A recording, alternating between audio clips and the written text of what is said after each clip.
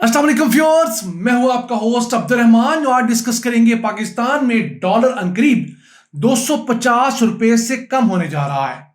और यह दावा कोई और नहीं, मनी एक्सचेंज कंपनीज की एसोसिएशन के चेयरमैन मलक बोस्तान ने किया है, जिनके मुताबिक पाकिस्तान ने चंद इंतहाई अहम संग मील अबूर किए हैं, जैसे डिफेंस के एक्सपोर्ट्स हैं, स्टॉक एक्सचेंज है और इसके साथ साथ पाकिस्तानियों का ज्यादा बड़ी तादाद में बाहर जाना। इसी तरह की चंद दीगर वजूहात की वजह से अनकरीब इसी साल के अंदर डॉलर 250 रुपए से कम हो जाएगा, क्योंकि 307 रुपए का हाईएस्ट डॉलर था 2023 के अंदर, जो कि अब 280 रुपए से भी चंद पैसे कम में क्लोज हुआ है। उन्होंने कौन कौन सी रीजन बताई हैं और क्या इतना ही आसान है 250 रुपए से कम डॉलर करना, जो हम सब की ख्वाहिश है, ये आज की वीडियो हम डिटेल में जानेंगे। मलक बोस्तान के मुताबिक चूंकि पाकिस्तान को 12 से 15 मुमालिक से JF-17 थंडर तैयारों की जो है वो खरीदारी की ऑफर हुई है, रजामंदी जाहिर की गई है, तो इस बड़ी तादाद में जब हम यहां से 12-15 अरब डॉलर्स का असलहा और JF-17 थंडर तैयार एक्सपोर्ट करेंगे तो हमें बड़ी तादाद में डॉलर्स आएंगे, हमारा रुपया मुस्तहकम होगा। अब इस मुतालिक हुकूमत की जानब से ऑफिशियली अभी तक कुछ नहीं कहा गया कि कितने ऑर्डर मिल चुके हैं और उनमें से हम कितने ऑर्डर पूरे कर सकते हैं, क्योंकि तैयारों की मैन्युफैक्चरिंग जो है उसमें हमारा हिस्सा तो बमुश्किल 20% होगा। बाकी 80% पार्ट्स, स्पेशली इंजन वगैरह, रडार वगैरह, वो तो हम इंपोर्ट करते हैं चाइना या रशिया से। वो क्या इतनी बड़ी तादाद में हमें ये चीजें दे सकते हैं? ये कई बिलियन डॉलर्स का सवाल है। फिर उन्होंने कहा कि चूंकि स्टॉक एक्सचेंज जो है वो 46,000 पॉइंट से बढ़कर 1,85,000 पॉइंट्स तक चली गई है, इट मींस कि पाकिस्तानी मईशत ने बहुत तरक्की देखी है, इस वजह से भी डॉलर सस्ता होगा। अब स्टॉक एक्सचेंज में जो बढ़ने वाले पॉइंट्स हैं उसमें सबसे बड़ा हिस्सा हमारे बैंक्स का है, क्योंकि बैंक्स बड़ी तादाद में हुकूमत को कर्जा देकर मुनाफा कमा रहे हैं, तो उनके मुनाफे की वजह से लोग ज्यादा तादाद में बैंकों में इन्वेस्ट कर रहे हैं। एक बड़ी रीजन ये भी है हमारी स्टॉक एक्सचेंज की आगे जाने की, तो ये भी मुल्क के अंदर कोई तरक्की का वाज़ेह सबूत हरगिज नहीं है। फिर उन्होंने कहा कि 2022 में हमारे जो डॉलर रिजर्व थे वो 3 अरब डॉलर से भी कम रह गए थे, अब ये 22 अरब डॉलर हो गए हैं। हालांकि ये 21 अरब डॉलर हैं और उन 21 में से भी हुकूमत पाकिस्तान के स्टेट बैंक ऑफ पाकिस्तान में सिर्फ 16 अरब डॉलर्स हैं जो डॉलर हुकूमत इस्तेमाल कर सकती है। जो ऊपर के पैसे हैं वो तो लोगों के पैसे हैं ना, मेरे आपके डॉलर अकाउंट में पड़े पैसे, उनको तो हुकूमत हाथ भी नहीं लगा सकती। लेकिन ये जो पैसे हैं, ये 16 अरब डॉलर्स जो हैं, ये तो हमारे 3 महीने की इंपोर्ट्स के लिए भी काफी नहीं है। हमारी अब जो हर महीने इंपोर्ट्स हैं वो कम से कम 6 बिलियन डॉलर्स की हो गई हैं। उसके बाद उन्होंने कहा चूंकि पाकिस्तान से बड़ी तादाद में लोग बैरून मुल्क शिफ्ट हो रहे हैं, पिछले साल के दादोशुमार आए हैं कि 7,63,526 पाकिस्तानियों ने बैरून मुल्क सफर किया रोजगार के लिए, तो इससे भी ज्यादा रेमिटेंसेस आएंगी। हाँ, ये एक सोर्स हो सकता है इजाफी रेमिटेंसेस का। वैसे इस माली साल में हम लोगों ने 41 अरब डॉलर्स एक्सपेक्ट कर रखे हैं ओवरसीज पाकिस्तानियों से। उनमें से 19 अरब 70 करोड़ डॉलर्स वो हमें पिछले 6 माह में जुलाई से दिसंबर तक भिजवा चुके हैं। अगले 6 माह के अंदर, जो जनवरी से लेकर जून तक का है, 2 ईदें आ रही हैं, छोटी और बड़ी ईद। कुल मिलाकर इन दोनों ईदों पर 1 अरब डॉलर इजाफी आता है। हमारे ओवरसीज पाकिस्तानी ज़कात भेजते हैं, सदकात भेजते हैं, खैरात भेजते हैं और बड़ी ईद के ऊपर कुर्बानी चूंकि अपने वालिदैन के साथ यहाँ करते हैं, बहन भाइयों को पैसे भेजते हैं, तो उसे देखें तो ये हमारी 41 अरब डॉलर्स की रकम बन ही जाएगी। और ये रकम हमारे पिछले साल की जो रेमिटेंसेस है उससे 3 अरब डॉलर ज्यादा होंगी।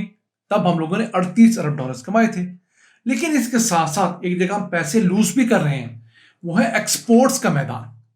पिछले ही 6 माह के अंदर हम लोगों ने 1.5 अरब डॉलर्स की एक्सपोर्ट्स कम की हैं। इस साल हम लोगों ने 15 अरब 18 करोड़ डॉलर्स की एक्सपोर्ट्स की हैं पिछले 6 माह के अंदर। और उससे पिछले जो साल था 2024 का आखिरी जो हाफ था, जो जुलाई से लेकर दिसंबर तक था, तब हमने 16 अरब 63 करोड़ डॉलर्स की अशिया एक्सपोर्ट की थी। तो दोनों फाइनेंशियल ईयर के अगर हाफ का मुआवजा करें तो $1.5 अरब कम हो गया है। तो जब तक ये फाइनेंशियल ईयर खत्म होगा, 1.5 अरब मल्टीप्लाई बाय 2, $3 अरब की हमारी एक्सपोर्ट्स कम एक्सपेक्टेड है।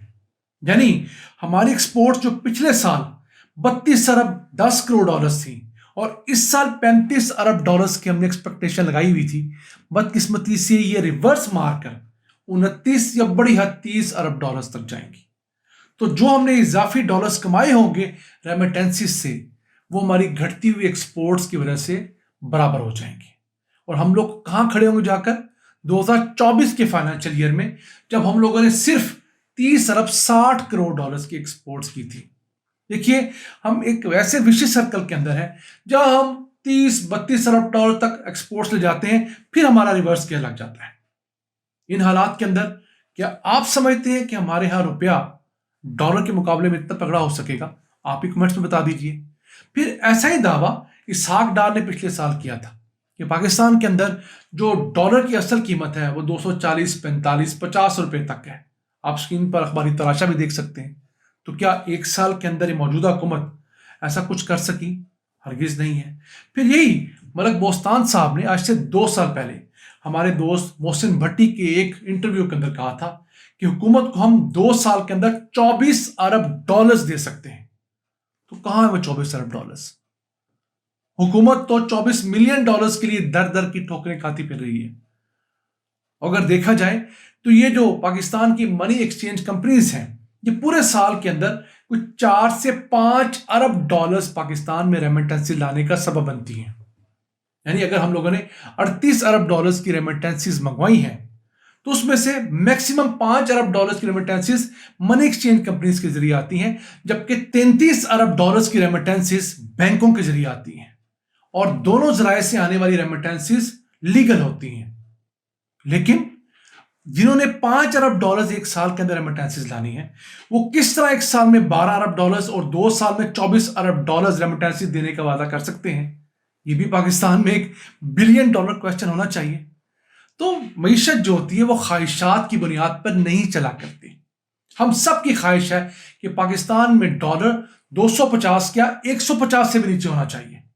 लेकिन ये कैसे मुमकिन है? तब भी मुमकिन है जब हम अपनी मईशत एक्सपोर्ट्स की बेस पे खड़ी करें, मुल्क के अंदर इंडस्ट्रीज को बड़ी तादाद में लगाने का, फलने फूलने का मौका दें। दुनिया की सबसे महंगी बिजली इंडस्ट्री को देकर आप ना तो इंडस्ट्री चला सकते हैं और ना ही एक्सपोर्ट्स बढ़ा सकते हैं। यहां कोई भी प्राइम मिनिस्टर आ जाए, इन हालात में इतनी महंगी बिजली, इतनी महंगी गैस, इतने ज्यादा टैक्सेस और इस कदर अदम इस्तेहकाम की वजह से वो फ्लॉप ही होगा। शहबाज शरीफ क्या, शहबाज शरीफ से बड़ा वंडर बॉय भी अपने हैं, वो भी साल 2 साल के अंदर नाकाम हो जाएगा। मैं तो कहता हूं अगर दुबई का शेख मोहम्मद और सऊदीया वाला शेख मोहम्मद भी हम मिलाकर ले आए तो यहां के जो हालात हैं उनमें चल नहीं सकता।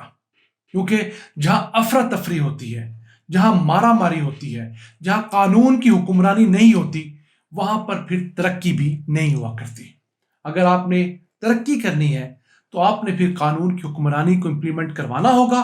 तभी आहिस्ता आहिस्ता आप छोटे छोटे कदम लेकर फिर फराटे भरेंगे और फिर तरक्की के रास्ते पर दौड़ते चले जाएंगे।